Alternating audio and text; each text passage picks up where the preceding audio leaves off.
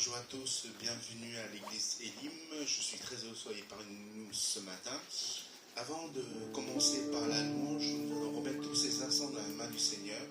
Nous allons courber la tête, prier pour nos besoins, prier pour notre pays, prier pour la situation et que vraiment Dieu prenne en charge et qu'il nous aide à voir le chemin qu'il nous laisse à tracer chacun d'entre nous. Et nous allons aussi prier pour nos familles, nos besoins et toutes choses, parce que nous avons un Dieu qui répond à la prière de ses enfants. Alléluia. Nous allons prier. Merci Seigneur pour tous tes bienfaits. Nous t'adressons toutes nos requêtes, Seigneur, au pied de la croix, Seigneur. Seigneur, pardonne-nous de nos fautes, Seigneur, parce que toi, tu nous as déjà pardonné avant, Seigneur. Merci encore, Seigneur, de pourvoir chacun de nos besoins. Merci aussi de bénir tous nos frères et sœurs qui sont sur le chemin, Seigneur. Vraiment que tu puisses les amener à bon port, afin d'écouter ta parole, Seigneur. Seigneur, nous sommes dans ta maison, Seigneur. Que tu puisses nous renforcer, que tu puisses nous fortifier, Seigneur. Que tu puisses nous remplir de ton esprit encore ce matin, Seigneur.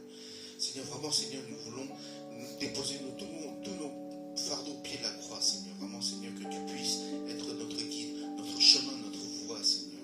Et vraiment, Seigneur, que tu puisses nous soulager, Seigneur, de nos fardeaux, Seigneur. Et vraiment, Seigneur, nous te remettons tout entre tes mains, Seigneur, nos familles, notre travail, Seigneur, nos soucis, nos inquiétudes, Seigneur, entre tes mains, Seigneur. Merci encore au Seigneur trois façons. Sois élevé, sois glorifié. Nous te prions, nous te remercions au nom du Seigneur Jésus-Christ. Amen. Amen. Je donne la parole à Cathy pour la louange. Bonjour à tous. Vraiment content de vous voir ce matin dans la maison de Dieu. Que Dieu nous fortifie ce matin, de nous donner vraiment la joie. La joie. Je vous invite à tous lever pour louer le Seigneur. Nous allons louer notre Dieu qui est grand et qui aussi il nous guide dans toutes les directions. Alléluia, alléluia Seigneur. Ce matin, nous voulons encore te louer, te glorifier parce que tu es digne de louange. Alléluia.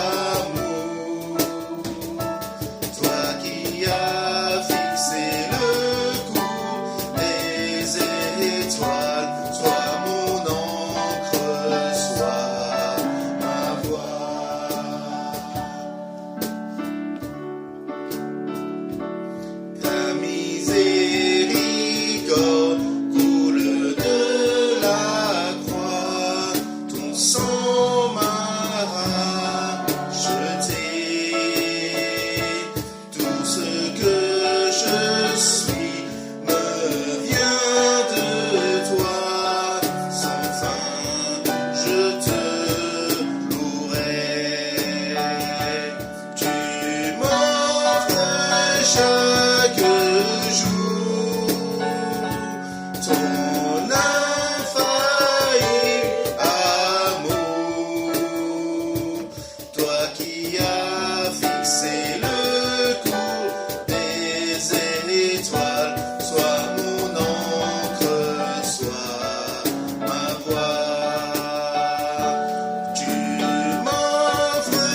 chaque jour. Ton infaillible amour, toi qui as fixé le cours des étoiles, sois mon encre, sois ma voix,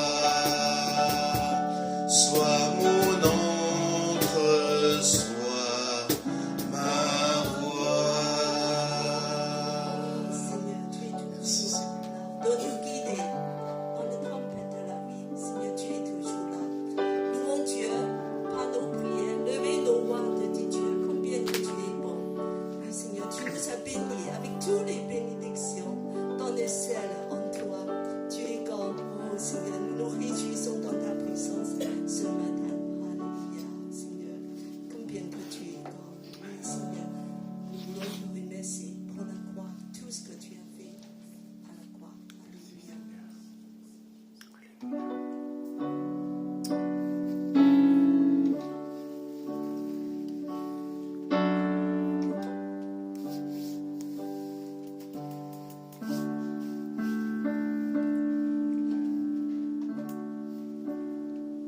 Il y a un lieu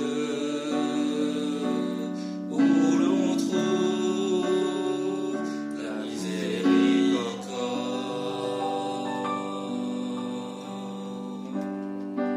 Il y a un lieu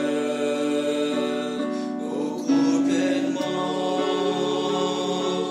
de la grâce. Où tout amour que j'ai trouvé comme un torrent qui coulera.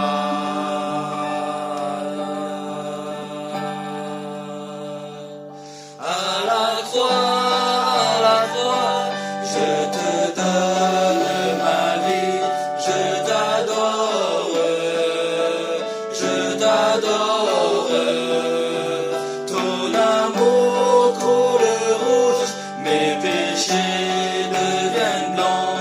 Je te dois tout, je te dois tout, Jésus.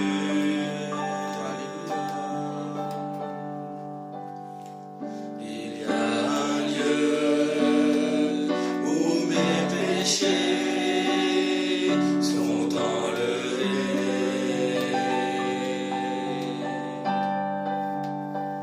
où dans mon cœur j'ai de la paix et le pardon.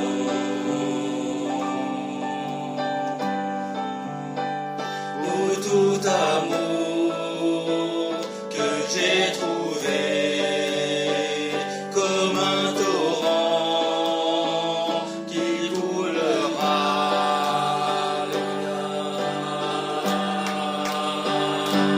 À la croix, je te donne ma vie, je t'adore, je t'adore. Ton amour coule rouge, mes péchés deviennent blancs. Je te dois tout, je te dois tout. Là se trouve l'espoir, là c'est un lieu saint. Je me prosterne, je me prosterne avec mes bras ouverts. Là tu m'as sauvé, je me prosterne, je me prosterne. À la croix, je te donne ma vie, je t'adore,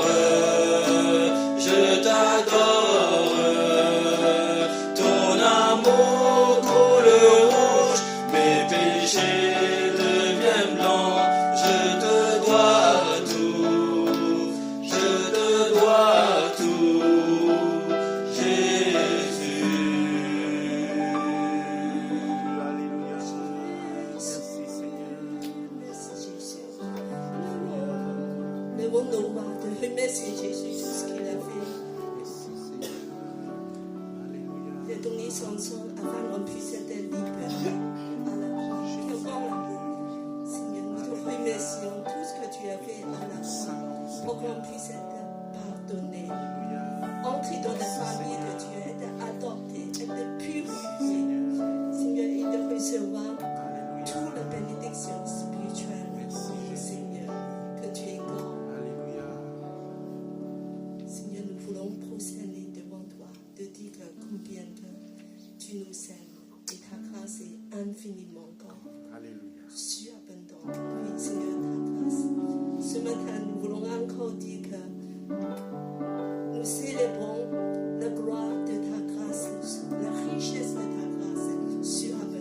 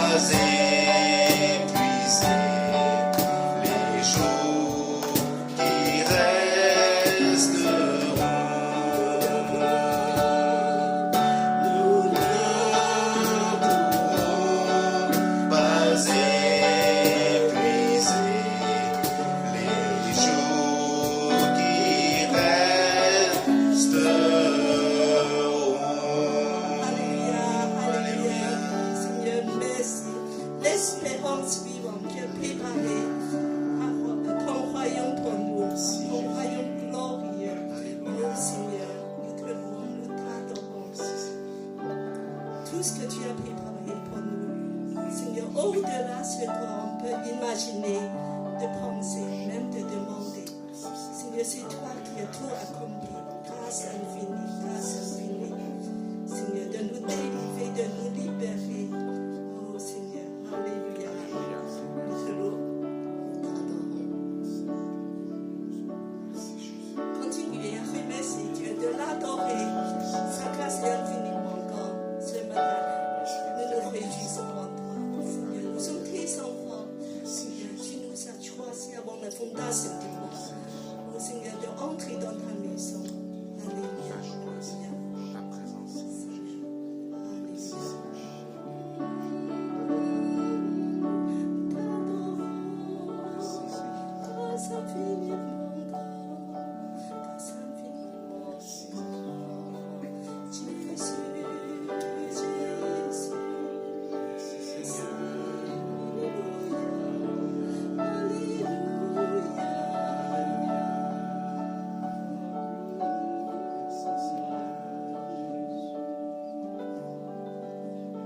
Prenez place. Nous continuons à adorer Dieu avec nos enfants. Il ne s'agit pas de donner quelque chose, c'est Dieu qui nous a tout donné. Et nous voulons vraiment, en retour, de dire Seigneur, je te donne tout. Je te donne tout. On reprend le premier chant. Tu m'offres chaque jour ton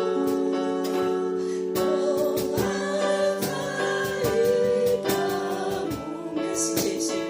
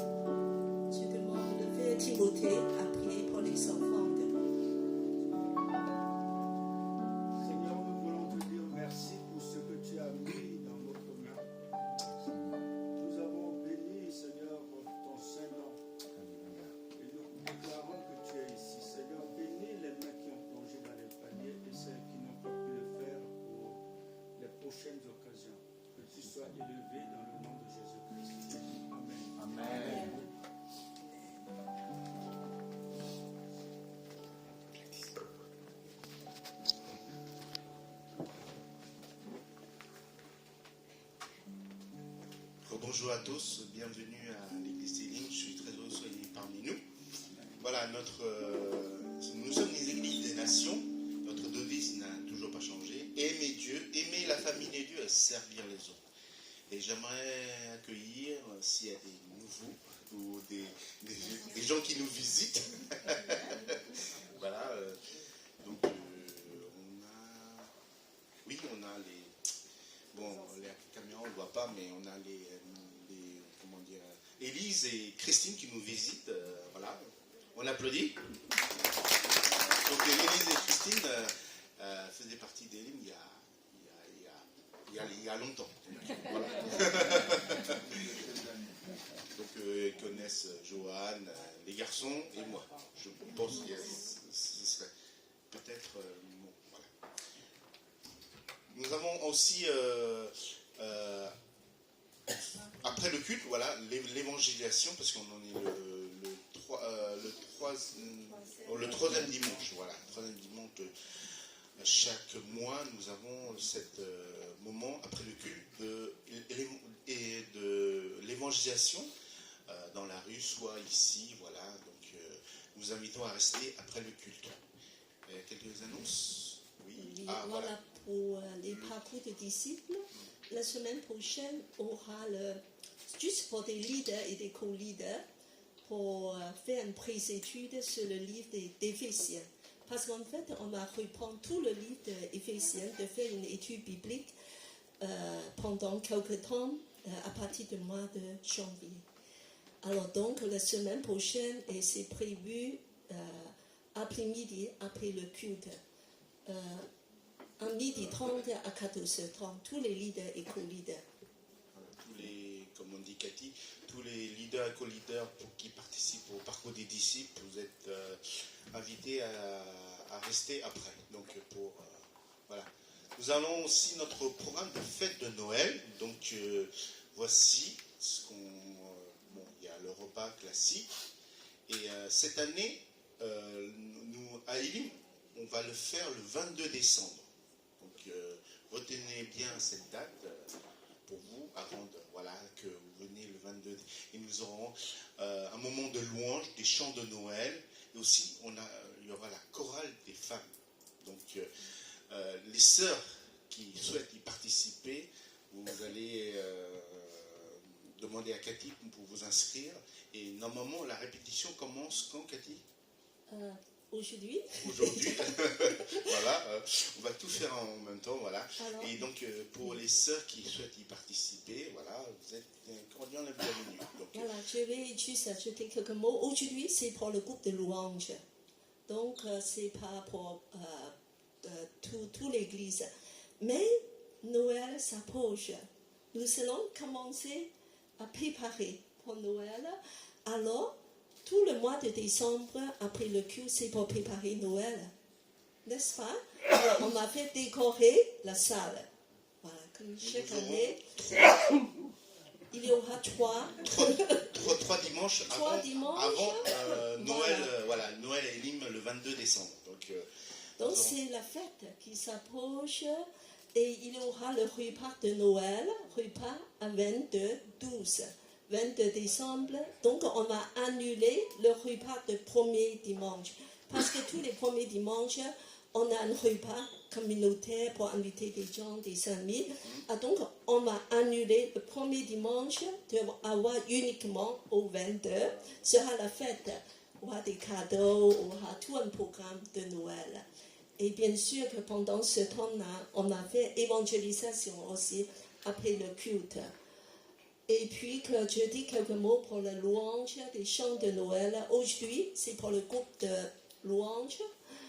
Et puis que pour ceux qui veulent, des femmes, des sœurs qui veulent joindre le choral de Noël, alors, donc vous êtes vraiment bienvenus. Tous ceux qui veulent joindre, il suffit juste me dire un mot. Donc, on va chanter, on va participer au programme de Noël. Des répétitions, ça va être le premier, deuxième, troisième dimanche. Après le culte. Et, fur et à mesure, on va encore annoncer des choses pour la fête. Voilà. C'est tout pour... C'est tout pour cette fois-ci. Voilà, ok.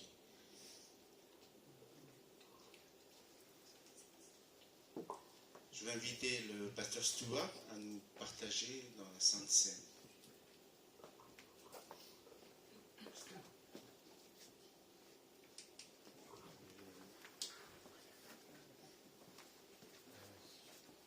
Je ne sais pas si Johanna a du jet.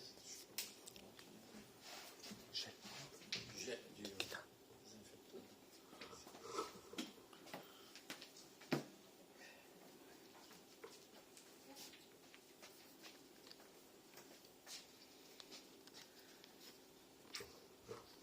Voilà, c'est mieux quand même. Bonjour à tous. Donc, on m'appelle le pasteur Stuart. Alors, on a dit bienvenue, moi je vous dis bienvenue, et en particulier à ceux et celles que je ne connais pas encore. On a dit bienvenue à ceux qui reviennent en visite, donc c'est mon cas. Ils me sont accueillis. Voilà. Pour un introduire ce moment de Sainte Seine, je rebondis sur le chant que nous avons chanté en français, donc Grâce infinie, qui certains connaissent, donc en anglais c'est Amazing Grace. Je vais vous lire donc quelques paroles du roi David dans 1 Chronique 17. C'est une prière, et c'est cette prière qui a inspiré John Newton, qui a écrit le cantique en anglais. C'est David donc qui a reçu des promesses et il rend grâce à Dieu. Alors cette prière, elle est tout à fait appropriée pour nous, pour notre prière de reconnaissance avant la Sainte Seine. Donc 1 Chronique 17, à partir du verset 16. Ouais. Seigneur mon Dieu,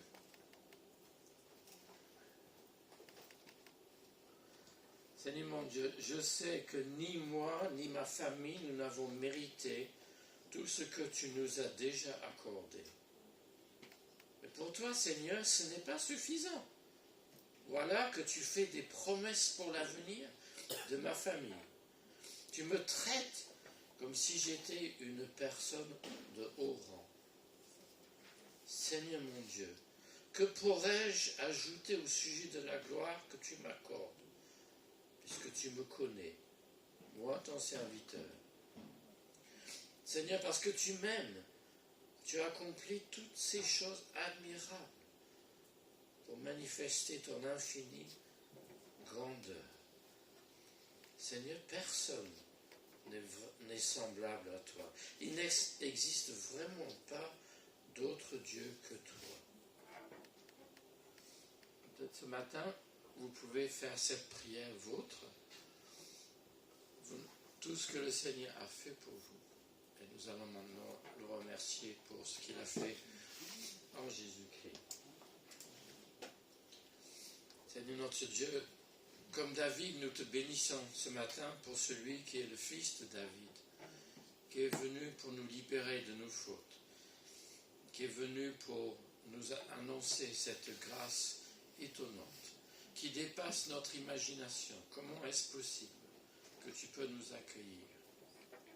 Te bénissons parce que ton Fils Jésus-Christ a accepté de venir dans ce monde, dans le froid, dans la faim, de connaître une naissance que nous fêterons bientôt, une naissance dans des conditions déplorables, de vivre, d'aller de lieu en lieu sans avoir un lieu de repos, et de mourir sur une croix, un instrument de torture pour nous libérer et nous donner la vie.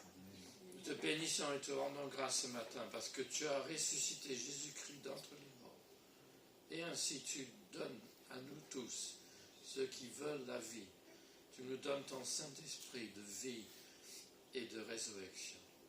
Seigneur, sois présent au milieu de nous et fais en sorte qu'en prenant ce pain et cette coupe, nous ayons communion à ton corps et à ton sang. Nous qui sommes plusieurs, nous formons un même corps, puisque nous prenons tous le même pain.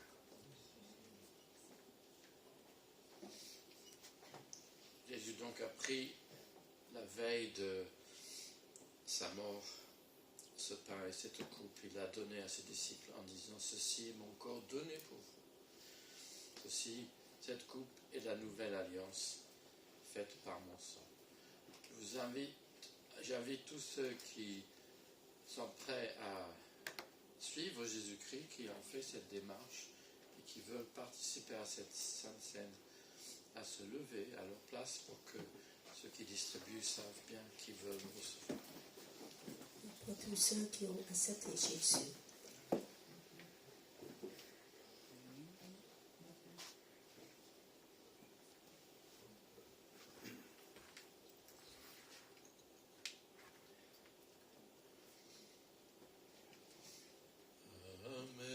Amazing grace, how sweet the sound that saved a wretch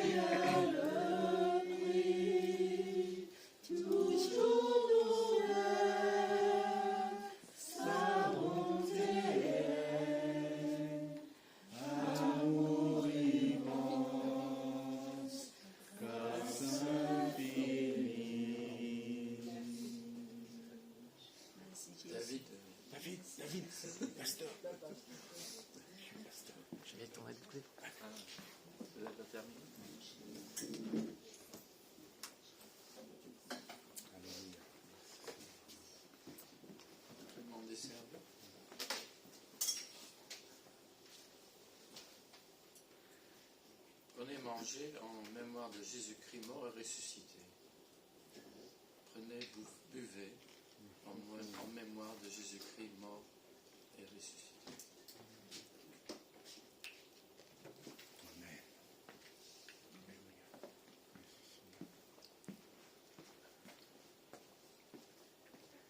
Demandons Nathalie à prier.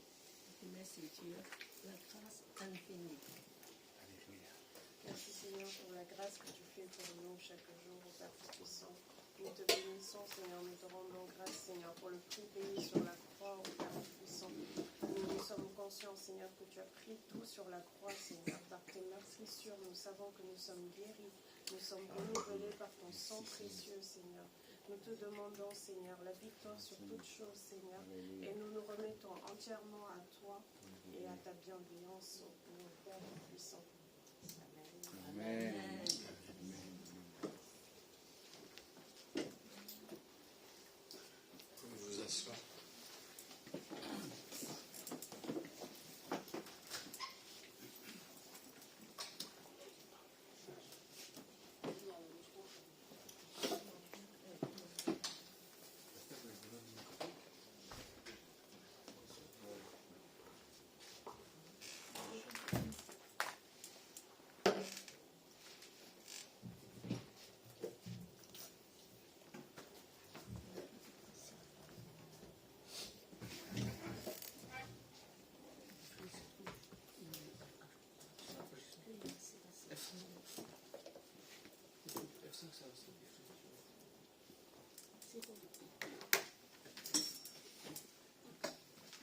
Voilà, un bonjour aussi s'il y a des gens qui nous suivent de loin. Je ne sais pas s'il y en a des gens en ligne. Voilà. Alors nous sommes notre série à nous ici, enfin lorsque c'est moi qui viens, c'est sur le roi Ézéchias. Et aujourd'hui c'est notre troisième, je sais plus, troisième, quatrième épisode. Et c'est notre confiance qui est mise à l'épreuve face aux épreuves de la vie. Donc, comme d'habitude, nous allons avoir des lectures bibliques que vous êtes invités à lire à haute voix et à suivre si vous avez une Bible sur votre téléphone, évidemment. Donc, 2 Rois, chapitre 20, les 11 premiers versets dans la Bible Nouvelle Français courant. Est-ce qu'il y a des lecteurs? Oui, ça.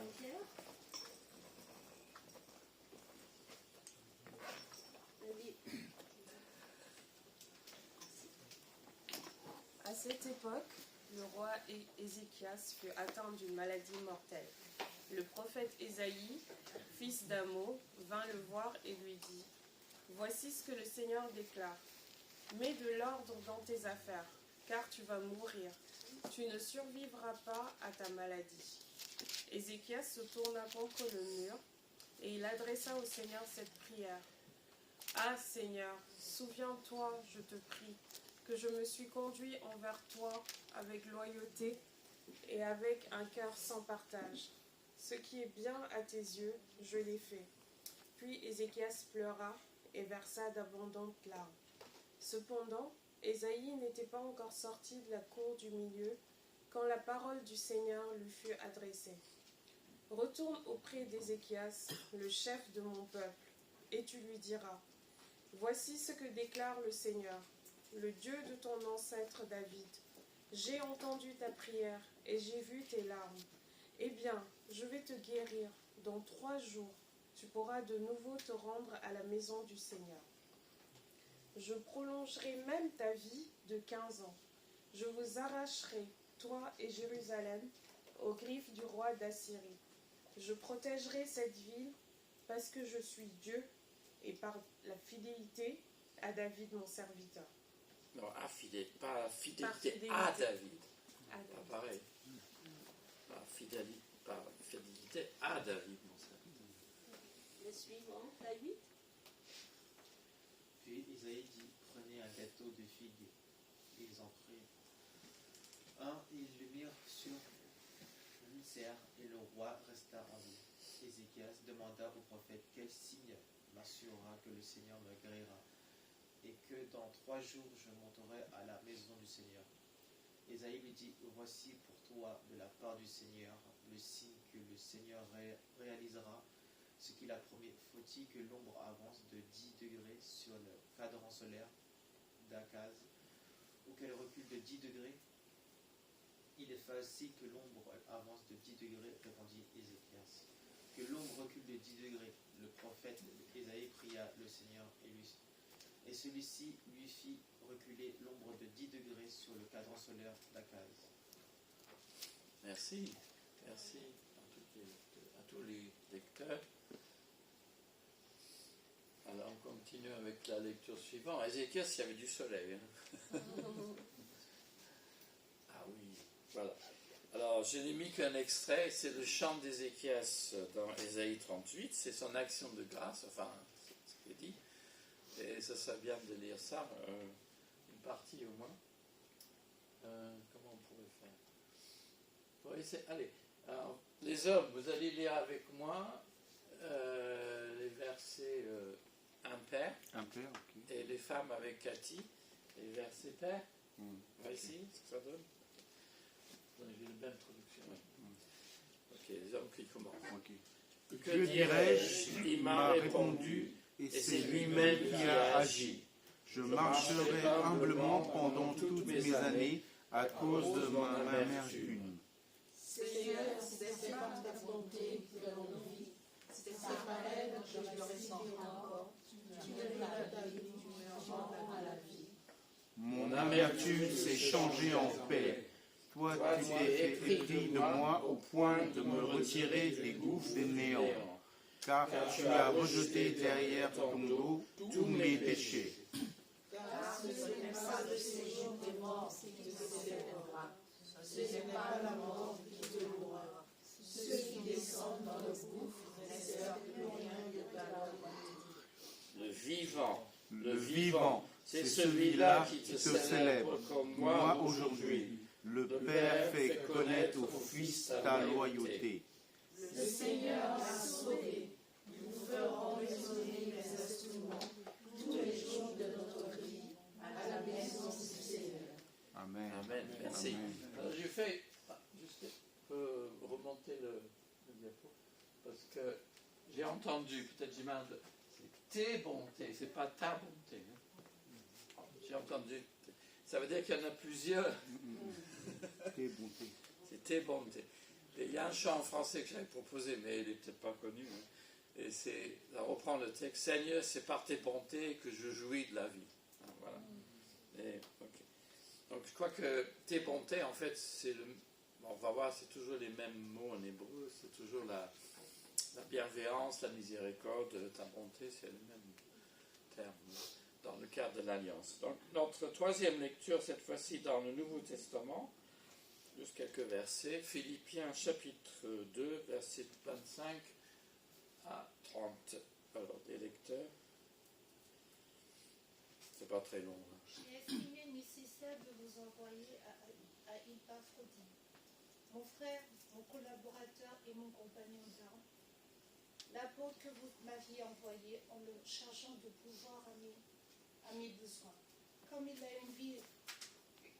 une vive affection pour tous, il était fort peigné que vous ayez appris sa mort.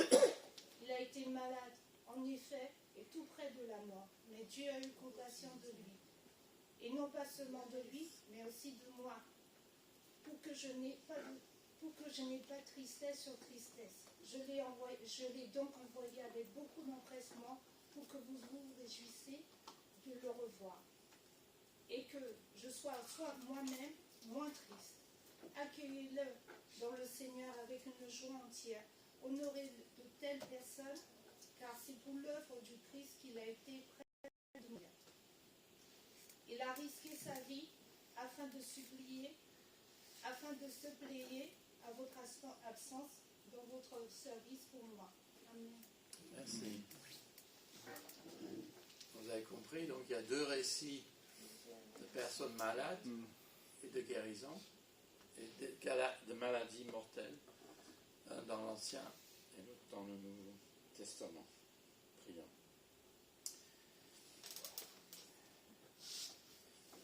Seigneur, ta parole est comme un miroir qui révèle à la fois ta bonté, mais aussi notre faiblesse. Elle nous révèle ta grâce et notre besoin de toi. Seigneur, parle ce matin pour chacun de nous, en Jésus-Christ. Amen. Amen. Alors, en général, les gens qui sont très malades ne sont pas présents. Donc, nous ayons une pensée ce matin particulier pour ceux et celles que nous connaissons qui sont éprouvés par la maladie, par les douleurs, par les difficultés de santé. Alors, dans notre série donc, sur Ézéchias, c'est cette idée que sa foi, sa confiance est mise à l'épreuve. Alors, la confiance, celle des marchés financiers, par exemple, est indispensable pour un gouvernement. Et aujourd'hui, il y a une méfiance, donc l'opposé de la confiance, une méfiance grandissante envers, par exemple, la classe politique.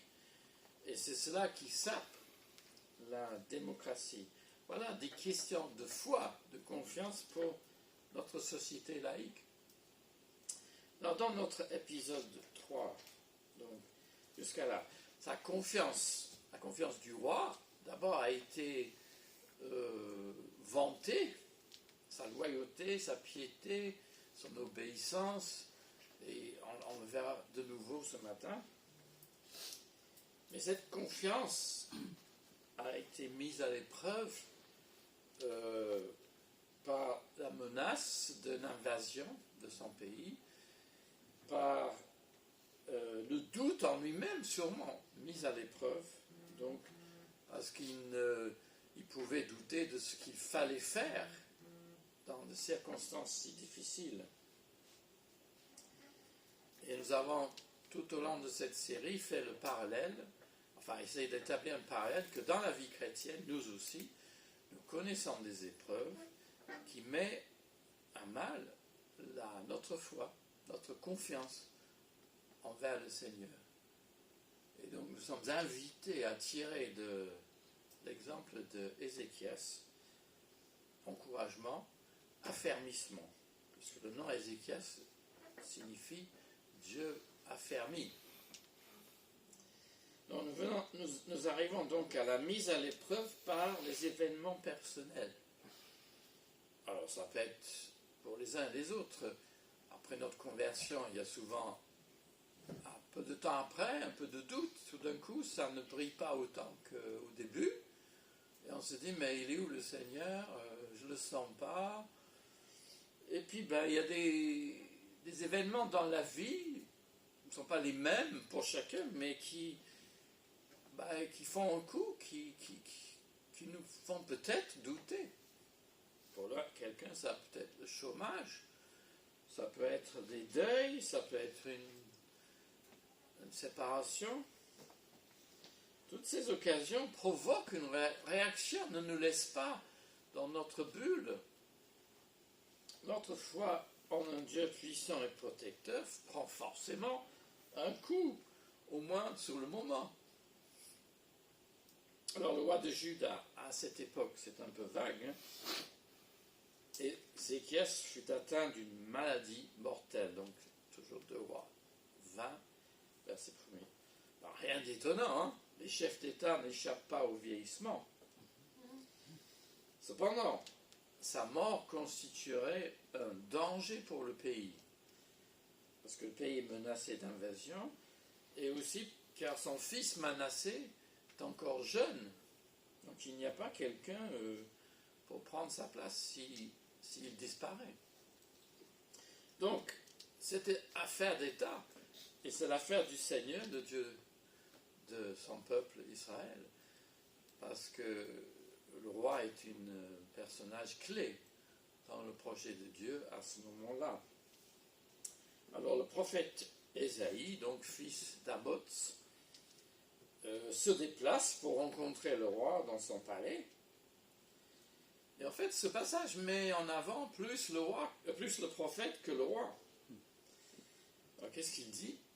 Mets de l'ordre dans tes affaires, car tu vas mourir. Tu ne survivras pas à ta maladie. Ah, il s'y attendait peut-être pas à ça. Hein. Vous imaginez, le prophète débarque et il vous annonce ce message. Ben, on comprend que ça fait un choc quand même. En fait, il s'agit de faire son testament et de désigner son successeur. Enfin, pour être concret. Hein. Parce que mettre de l'ordre dans tes affaires, il semble que le verbe hébreu, en mesure où elle est en famille avec le verbe en arabe, elle a cette idée aussi de prendre tes dispositions, hein, les dernières dispositions. Et donc l'annonce de sa mort provoque un choc. Et en plus, c'est annoncé comme la volonté de Dieu par la bouche du prophète. Bon, ok. Ben, il en est de même pour nous, hein. Il faut préparer sa femme. Vous n'aurez peut-être pas un prophète de l'Ancien Testament qui vient vous l'annoncer. Mais il faut quand même préparer sa femme.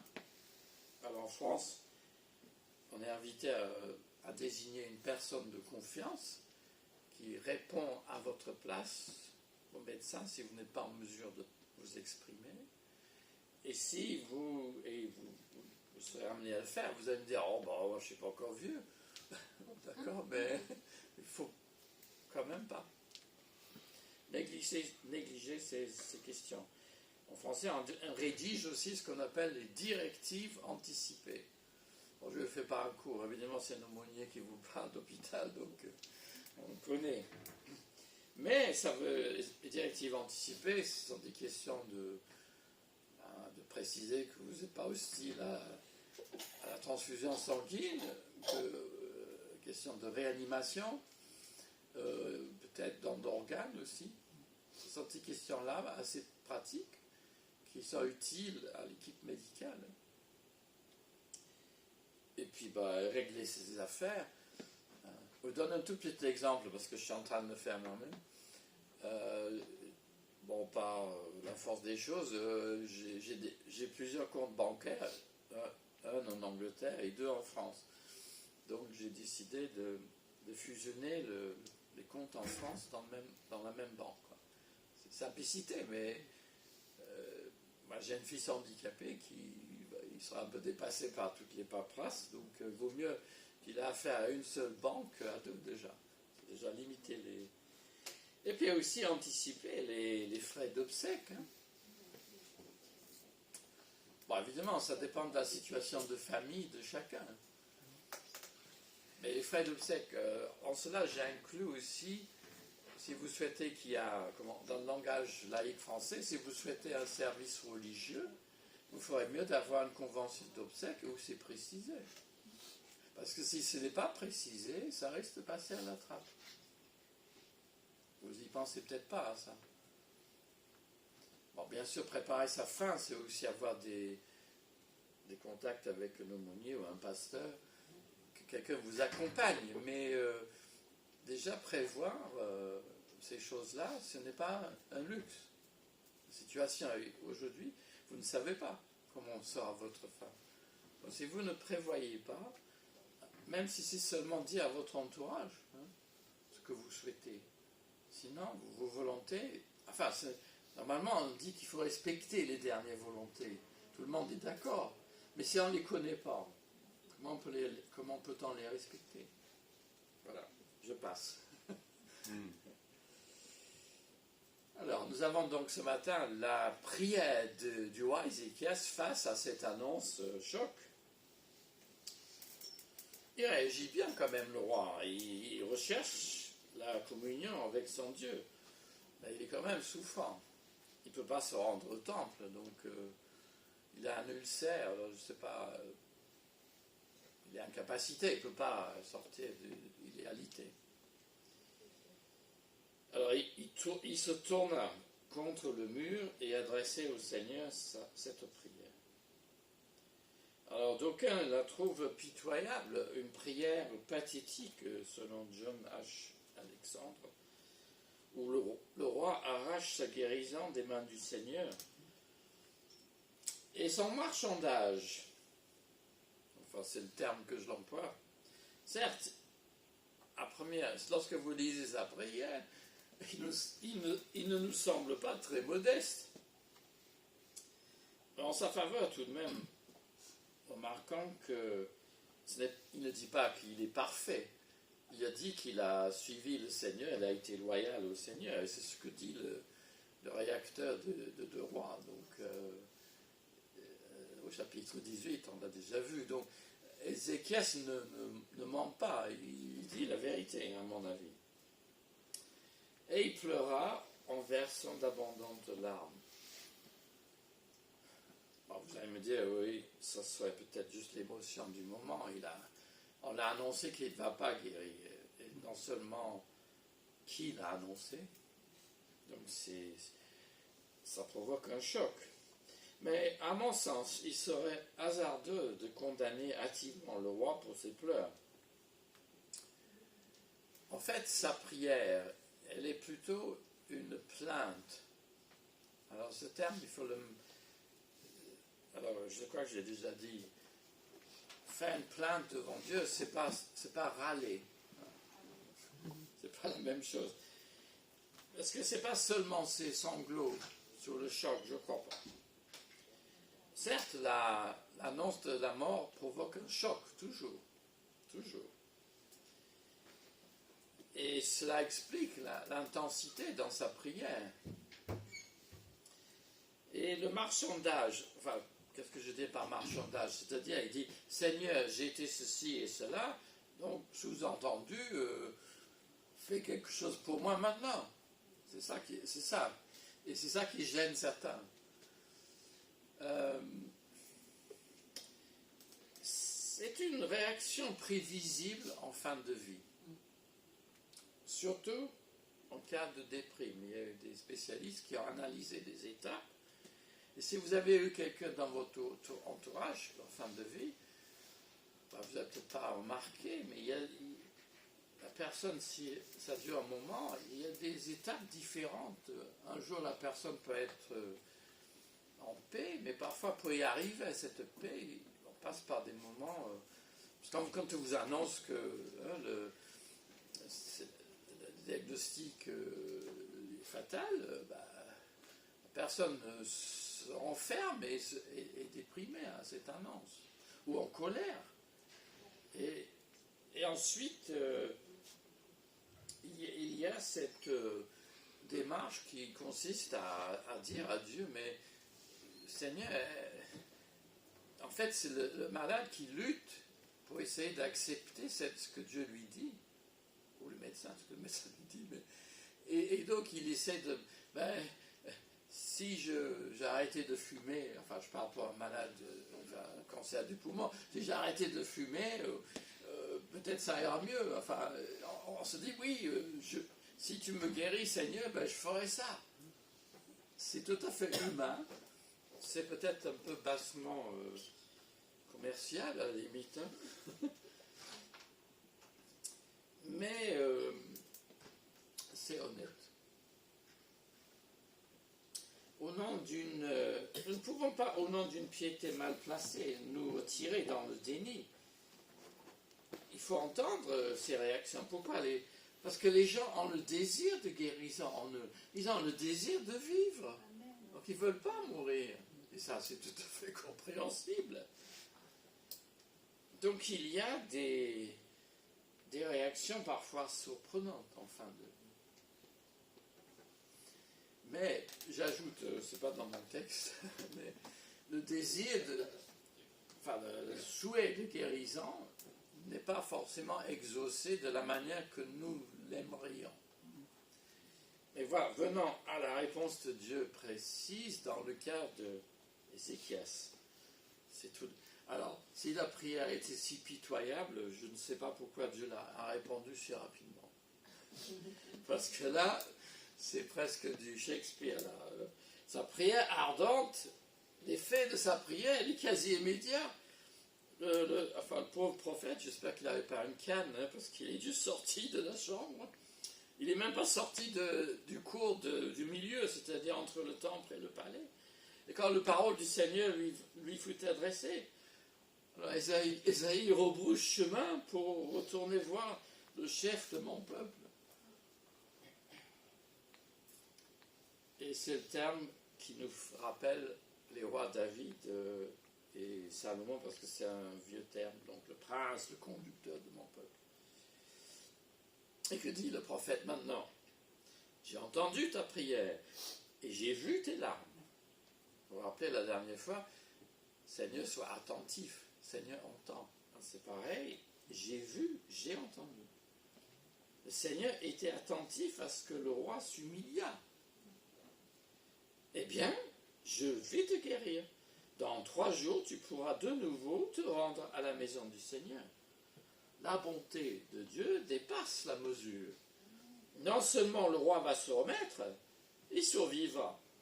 Et il pourra aller au temple encore. Mais, encore, je prolongerai même ta vie de 15 ans. Waouh! Il n'avait pas demandé ça. Je crois que je vous ai déjà raconté cette histoire. Mes excuses alors. En 1689, un siècle avant la Révolution française, un pasteur baptiste anglais qui était très en vue a aussi bénéficié d'un tel sursis. Et c'était littéralement aussi 15 ans. Il était malade, il allait mourir, et le Seigneur l'a relevé. Il a vécu 15 ans de plus. Par contre, d'autres pasteurs très en vue ont succombé au milieu de leur jour, même de jeune âge, suite à une maladie grave et en dépit des prières du peuple de Dieu. Il faut avoir l'honnêteté de le reconnaître. Revenons à l'exemple de l'apôtre Paul, dans l'autre passage. Épaphrodite était malade tout près de la mort, dit le passage.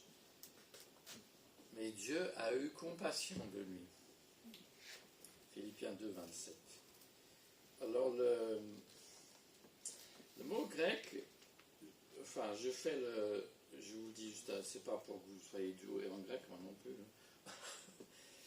Mais on traduit par avoir compassion, mais aussi, enfin le sens peut-être plus traditionnel, c'est avoir miséricorde. Et je le dis comme ça parce que tout à l'heure, on a chanté dans le chant la miséricorde. Et en Romains 9, 15, dans un passage où Dieu parle de l'élection, où Paul, j'aurai compassion, de qui j'aurai compassion? Ou je ferai miséricorde, à qui je ferai miséricorde? Ça nous recentre un peu les choses. C'est la volonté du Seigneur, c'est une affaire de sa grâce, c'est lui qui décide, c'est pas nous. C'est pour ça que tout à l'heure, ce n'est pas à cause de la fidélité de David que, enfin on verra ça peut-être la prochaine fois, mais c'était pas la fidélité de Dieu à David, ce qui n'est pas pareil. C'est d'abord la fidélité de Dieu. Fidélité de Dieu, c'est la loyauté, c'est la miséricorde. C'est toujours le même mot. Mais on ne peut pas... on va en dire. Donc, ce n'est pas de mérite. Ce n'est pas un mérite. Ce n'est pas parce que Ézéchias a été fervent qu'il a pleuré et que Dieu l'a exaucé. Ça peut avoir l'air que c'est ça. Ce n'est pas une pression qu'Ézéchias a pu exercer. Non. C'est Dieu, dans sa souveraineté, a décidé de le guérir. Ben oui, parce que le pauvre prophète, hein, il dit qu'il va mourir, puis il sort de la chambre, il traverse la cour, il faut retourner, je vais le guérir. C'est comme si cette maladie mortelle était là pour tester la foi d'Ézéchias. Je crois que et vous le savez autant que moi, qu'il y a dans nos vies des événements où il faut discerner notre réaction, nous devons discerner ce qu'il faut faire. Et parfois, Dieu nous teste pour savoir comment nous allons réagir. Et on verra ça aussi la prochaine fois. Alors, ce n'est pas tout. Je vous arracherai, toi et Jérusalem, aux griffes du roi d'Assyrie. C'est surprenant quand même que la maladie du roi est liée aux menaces du pouvoir envahisseur. Bon, la chronologie 2 rois, c'est pas son point fort. On ne voit pas très bien comment il faut. Enfin, c'est pas grave. Notons que la guérison, alors ça c'est intéressant, parce que peut-être surtout ici, dans certains milieux en tout cas, nous pensons que la guérison c'est parce que quelqu'un prie pour vous et puis il a des étincelles dans les mains ou vous avez un chaleur en vous et que Dieu agit comme ça. C'est vrai.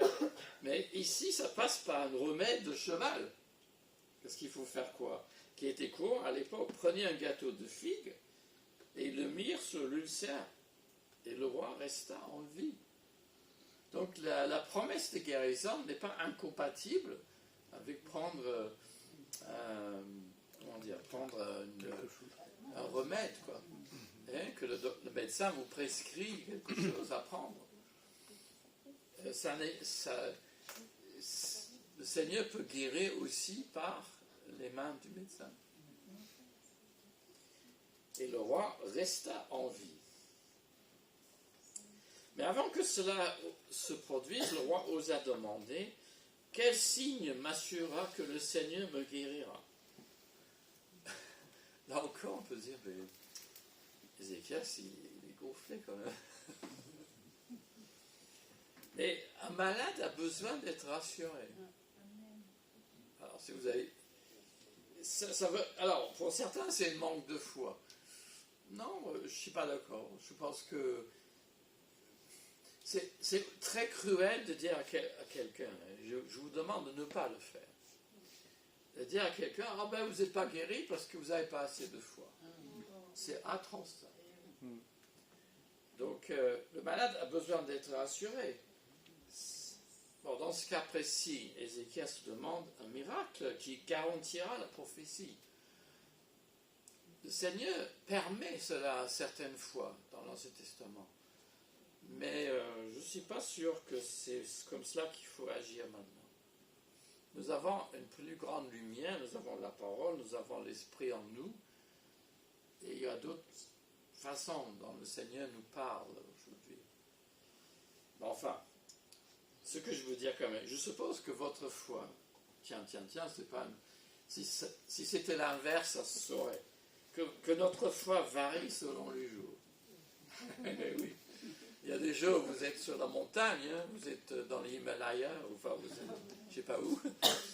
Et puis il y a d'autres jours où vous êtes aux Seychelles. Non, vous êtes au creux de la vague. Hein. Eh oui. Votre foi est là, mais il y a des jours où à cause de tas de choses. Hein. Mais en tout cas, le Seigneur peut-il ravisa si rapidement? La menace de mort sur le roi venait-elle, et je le crois, éprouver sa confiance. Dans ce cas-là, c'était pour l'inciter à prier. Et il peut avoir des maladies de cet ordre dans une église. Oui. Mais c'est délicat et il y a des... Moi, j'emploie toujours la métaphore des feux tricolores. Je dis, la réaction face à la maladie, c'est effectivement de prier et de discerner ce que Dieu veut. Et parfois, le Seigneur va dire feu rouge, arrêtez, parce que j'ai décidé ce que je vais faire. Parfois, c'est le feu orange en français. Donc, attendre un peu. Continue à prier. Et parfois, c'est le feu vert, j'ai entendu votre prière, et voilà. Alors, il faut discerner quel feu est en train de se manifester. Là, ce n'est pas un cas que le rouge devient vert, forcément, mais bon. Alors, bon, j'ai dit beaucoup de choses là. Dernièrement, pour Ézéchias, donc, c'est une figure de Jésus-Christ pour nous. Avez-vous observé, à 2 reprises, il est question du roi David. Le prophète nomma le Seigneur, le Dieu de ton ancêtre David, et explique les raisons pour lesquelles il exauce la prière du roi. Je protégerai cette ville parce que je suis Dieu, et par fidélité à David, mon serviteur. Donc, dans l'idée de Dieu, il est constant, il s'est engagé envers David. Et par fidélité à cet engagement, il préservera Ézéchias et la ville. Mais, et il dit la même chose est dite aussi en chapitre 19. Et donc ces allers-retours vers le roi fidèle, David, nous relancent parce que le roi Ézéchias en fait préfigure Jésus-Christ. Ce ne sont pas des prophéties, en sens du terme, mais plutôt des rapprochements. Parce que lorsque vous lisez l'Ancien Testament, il faut parfois voir des petites étincelles qui vous font penser à quelque chose d'autre dans le Nouveau. Et ça, il faut commencer à les capter. Si vous ne savez pas, vous n'allez pas les capter. Parce que Jésus nous dit dans l'Évangile, « Quand votre cœur est lent à croire tout ce qu'ont dit les prophètes, le Christ ne devait-il pas souffrir de la sorte pour entrer dans sa gloire ?» Et commençant par Moïse et tous les prophètes, il leur fit l'interprétation de ce qui, dans toutes les Écritures, le concernait. Donc ça veut dire quoi? Ça veut dire dans l'Ancien Testament, il est question de Jésus, des choses qui le concernent, ou qui le préfigurent, ou qui l'annoncent. Et ça, donc on peut lire pour faire simple, on pourrait lire l'Ancien Testament avec des lunettes de la Nouvelle, de Nouveau Testament. Mais il faut être prudent, il ne faut pas vraiment s'appuyer sur l'expression le troisième jour. Vous avez la même chose en Osée, mais pour anticiper la résurrection, parce que dans 3 jours, dans notre passage, comme dans les autres, signifie un court laps de temps. Néanmoins, notre Seigneur, Jésus, est victime d'une maladie mortelle qui tomba sur lui. Le péché du monde le conduit à la mort. Et le 3e jour, Dieu le ramena à la vie. Donc c'est pas une prophétie, vous voyez, mais on voit juste des petites choses. Et le signe de Jonas, ah oui, dans l'autre église où j'ai partagé ça, ils ne savaient pas ce que c'était le signe de Jonas. Est-ce que quelqu'un sait ce que c'est le signe de Jonas? C'est Jonas enfermé dans les poissons. Ouais. Oui. Et dans l'évangile, oui, il est entré dans le poisson, ouais. Et après? Alors, oui, là vous recitez le récit de Jonas, mais dans l'évangile, Jésus dit, on ne donnera pas de signe, sauf le signe de Jonas. Et il dit, comme Jonas était 3 jours et 3 nuits dans le ventre du poisson, de même le Fils de l'homme. Voilà. C'est ça le signe de Jonas. Donc le signe de Jonas sert de présage, parce que Jésus-Christ maintenant est vivant pour toujours. Et nous sommes délivrés de la sanction du péché et des griffes de notre ennemi, comme Ézéchias et la ville étaient délivrée. Alors, notre Église, l'Église universelle plutôt, c'est notre Jérusalem d'en haut. Ça, c'est une expression biblique. Nous ne sommes pas... il y a des chrétiens qui sont, j'ose le dire, un peu fanatiques, attachés à la ville de Jérusalem en Israël aujourd'hui. Ça, c'est pas notre Jérusalem. Notre Jérusalem est d'en haut. La nouvelle Jérusalem. Mais il restera, donc l'Église restera sous la protection de Dieu et l'objet de la prière de Jésus. Donc la promesse continue de sauver le peuple de Dieu. Mais vous voyez la différence, ce n'est plus une ville sur terre, mais c'est un peuple international et l'Église qui a son origine dans les cieux. Vous voyez, c'est pas pareil. Alors, on a vu le cantique d'Ézéchias, et c'est avec votre digestif au café de cet après-midi, vous relisez le cantique d'Ézéchias, c'est un joyau, si vous ne le connaissez pas, donc en Ésaïe 38. Et cela peut nous aider dans notre maladie, comme dans notre reconnaissance. Parce que le début de la prière qu'on n'a pas lu renferme des paroles qui décrivent très bien la souffrance de quelqu'un malade. Et après, vers la fin, vous avez cette reconnaissance. Seigneur, par tes bontés, je jouis de la vie. Merveilleux. Quand notre vie bascule dans une crise quelconque, ne soyons ni surpris, ni dévastés dans notre foi. Quand parle notre corps de la fin de vie, que la vieillesse ne nous effraie pas. Là, c'est vrai pour les jeunes aussi. Aujourd'hui, la vieillesse, elle effraie les jeunes.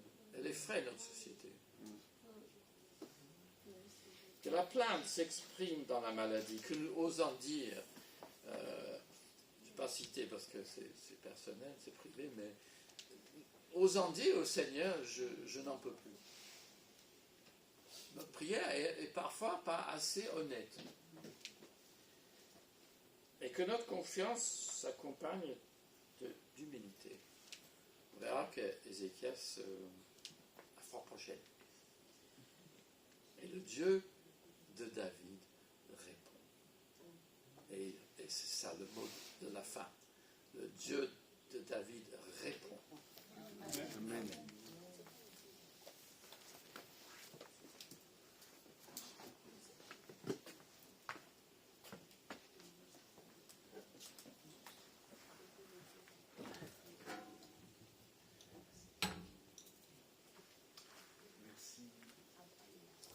Merci, Pasteur Stuart, pour le message.